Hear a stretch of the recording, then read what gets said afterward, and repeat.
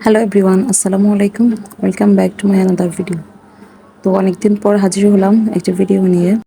পরিস্থিতি এতটাই ভয়াবহ ছিল যে কোনো ভিডিও বা ব্লগ যে দিব সেই মন মানসিকতা ছিল না। তো আজকের ভিডিওটা বানিয়েছি সেই ভয়াবহ দিনগুলো বা রাতগুলো কীভাবে কাটিয়েছি, ছোট ছোট ক্লিপ নিয়েছিলাম, সেগুলো আপনাদের সাথে আজকে শেয়ার করব।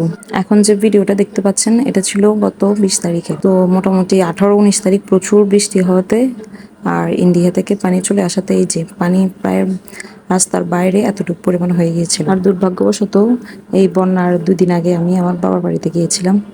আসলে দুর্ভাগ্য বলবো নাকি ভাগ্য বলবো, যেটা আসলে কপালে ছিল সেটাই হয়েছে। তো আমিও বেড়াতে যাওয়ার পর থেকে প্রচুর বৃষ্টি শুরু হয়েছে আর পানি যেভাবে বেড়ে যাবে আসলে আমাদের কারোরই ধারণা ছিল না। আর রাস্তায় যখন এতটুকু পানি চলে এসেছিল তখন আমরা সবাই মজাই করতেছিলাম, পানিতে নামতেছিলাম, মাছ খুঁজতেছিলাম, জাস্ট মানে মজা লাগতেছিল আর কি। এতটুকু পানিতে আসলে আগে কখনোই হয় নাই। তো এই যে আমিও বের হয়েছিলাম একটা ছাতা নিয়ে। তো বৃষ্টি দেখতেছিলাম আর এই যে পানির মধ্যে একটু হাঁটাহাঁটি করতেছিলাম।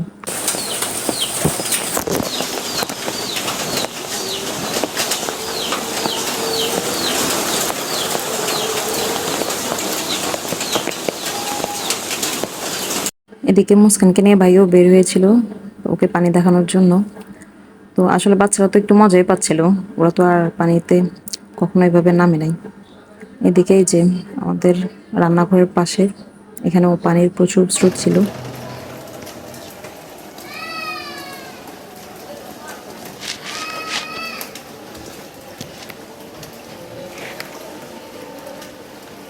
আর এটা ছিল 20 তারিখ বিকেলবেলা। তো পানি একদম নেমে গিয়েছিল, রাস্তায় কোনো পানিই ছিল না। তো আমরা বিকেলে একটু হাঁটতে বের হয়েছিলাম যে পানি কতটুকু আছে নাকি নাই।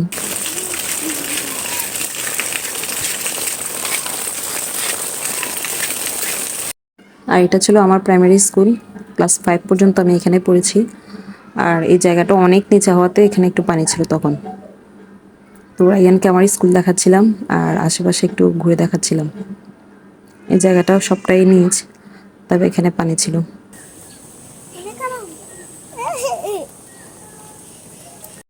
আর এটা ছিল 21 তারিখ রাত 2টায়।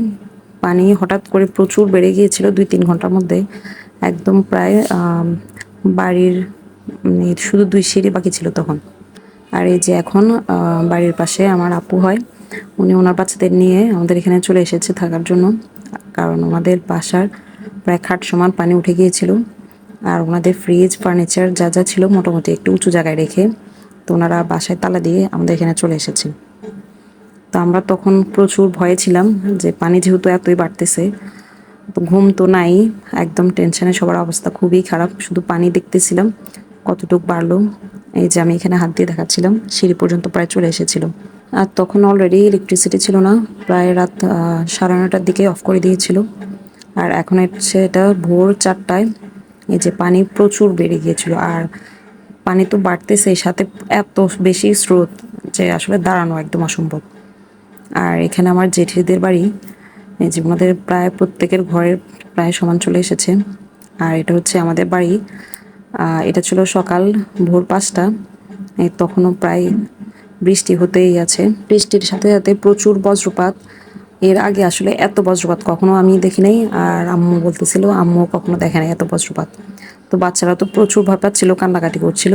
আর এখানে এই যে এটা ছিল সকাল 7টা, যে আমাদের বাড়ির পাশে একটা কাকা, ওনার প্রায় 9টা গরু, সবগুলো গরু একদম ভিজে গিয়েছিল। তো কাকা এখানে গরুগুলো একটু শুকনো জায়গায় নিয়ে যাওয়ার চেষ্টা করতেছিল, জানালা প্রায় ছুঁই ছুঁই পানি। আর এটা ছিল প্রায় আমাদের বাসার, আমার শ্বশুর বাড়ির কাছে। এখানে এই যে প্রায় বাচ্চাদের গলা সমান পানি। আর আমার হাজব্যান্ড তখন এই রাস্তা দিয়ে যাচ্ছিল, ও আসলে রাত 3টায় ঢাকা থেকে রওনা দিয়ে দিয়েছে আমাদেরকে নিয়ে যাওয়ার জন্য। তো ও প্রায় বুক সমান পানি ছিল। এই যে কিছু শুকনো খাবার নিয়ে ও এই রাস্তা দিয়ে যাচ্ছিল। এখানে আসলে নৌকা বা মানে বড় ট্রলার যেতে পারবে এত পরিমাণ পানির গভীরতা ছিল। এই বন্যা আসলে কারো কারো জীবনে একদম অভিশাপ নিয়ে এসেছে, কারণ লাখ লাখ মানুষ পানিবন্দী হয়ে গিয়েছে। আর যারা ব্যবসায়ী তাদের তো লক্ষ লক্ষ টাকা একদম লস, আল্লাহই ভালো জানেন। আসলে যাদের সামর্থ্য আছে তারাও এই বিপদটা কাটিয়ে উঠতে হিমশিম খেয়ে যাচ্ছে। আর তখন অলরেডি 11:30 বাজে। আর আম্মুর বাসায় পানি উঠে গিয়েছিল কিচেনে আর বাথরুমগুলোতে। আসলে এই কিচেন আর বাথরুমে যদি পানি উঠে আর সেখানে আসলে থাকার মতো অবস্থাও ছিল না। তো খুবই প্রয়োজনীয় যে জিনিসপত্রগুলো সেগুলো নিয়ে একটা ভ্যান নিলাম আর রাইয়ানকে ভ্যানে একটা মোড়া দিয়ে বসিয়ে দিলাম। যেহেতু বাচ্চা 3 জন, সবাইকে তো আসলে কোলে নেওয়া সম্ভব না। আমার নিজের বাচ্চা 2টা আর ভাইয়ের ছিল একটা। তো ওদেরকে নিয়ে আমরা রওনা দিয়ে দিলাম। ওদেরকে রাইয়ানকে ভ্যানে আর ব্যাগগুলো ভ্যানে উঠিয়েছিলাম আর সাইহান আর মুস্কানকে আমরা কোলে নিয়েছিলাম।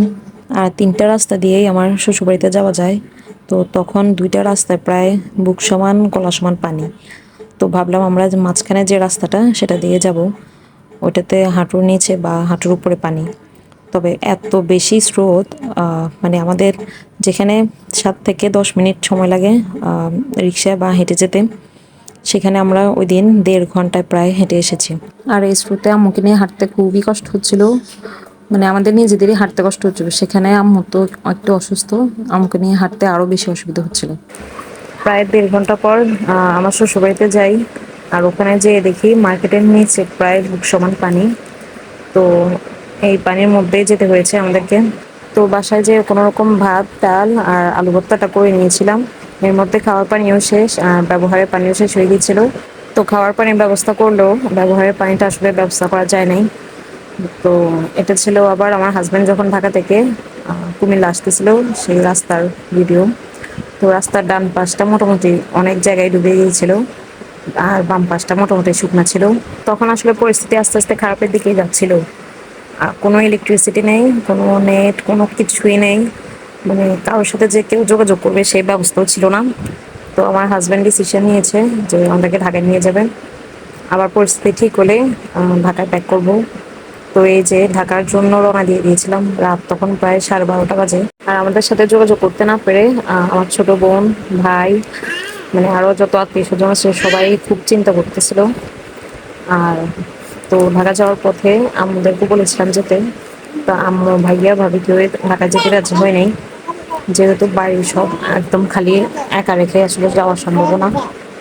তো যাই হোক, ঢাকায় পৌঁছাতে প্রায় 3:30 4টা এরকম লেগেছিল। আসলে ঘড়িও দেখা হয় নাই। খুবই মন মানসিকতা খুবই খারাপ ছিল, মানে আমার তখন বুক ফেটে একদম কান্না আসতেছিল যে কীভাবে চলে আসতেছি আমি। আর 2-3 রাত আসলে ঘুমাতে পারি নাই। ঘুমের মধ্যেও মনে হচ্ছিল যে স্রোতে আমার পাটা নিয়ে যাচ্ছে, সারাক্ষণ শুধু পানি আর পানি, টেনশন হচ্ছে। করে আল্লাহ খুব শীঘ্রই আমাদেরকে বিপদ থেকে উদ্ধার করবে। তো আপনারা সবাই দোয়া করবেন আমাদের কুমিল্লা, ফেনী, নোয়াখালীবাসীর জন্য।